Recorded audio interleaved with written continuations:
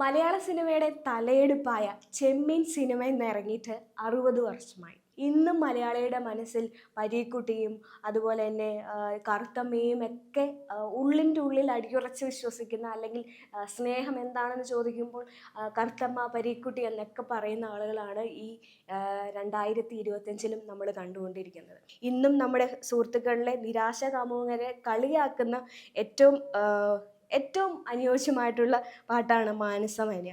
ആര്യ സമുദായത്തിൻ്റെ കലയും ജീവിതവും അവരുടെ ഒരു ജീവിതവും പച്ചയായിട്ടുള്ള ജീവിതവും തുറന്നു കാണിച്ചിട്ടുള്ള സിനിമയാണ് ചെമ്മീൻ. തകഴി ശിവശങ്കരപ്പിള്ളയുടെ 1956 പ്രസിദ്ധീകരിച്ച ചെമ്മീൻ എന്ന നോവലാണ് 1965 വെള്ളിത്തിരയിലെത്തിയത്. വയലാറിൻ്റെ വരികൾക്ക് സലീം ചൗധരിയുടെ ഈണമാണ് ഉണ്ടായിട്ടുള്ളത്. അതുപോലെ തന്നെ SL പുരത്തിൻ്റെ തിരക്കഥ. നമുക്ക് മധു, ഷീല, കൊട്ടാരക്കര ശ്രീധരൻ നായർ തുടങ്ങിയ ഒരു കൂട്ടം മികവുറ്റ കലാകാരന്മാരുടെ കഴിവ്, അവരെ എങ്ങനെ വേണമെങ്കിലും നമുക്ക് മോൾഡ് ചെയ്തെടുക്കാവുന്ന ഒരു കൂട്ടം കലാകാരന്മാരുടെ ഒരു സംഗമമായിരുന്നു ചെമ്മീൻ എന്ന സിനിമ.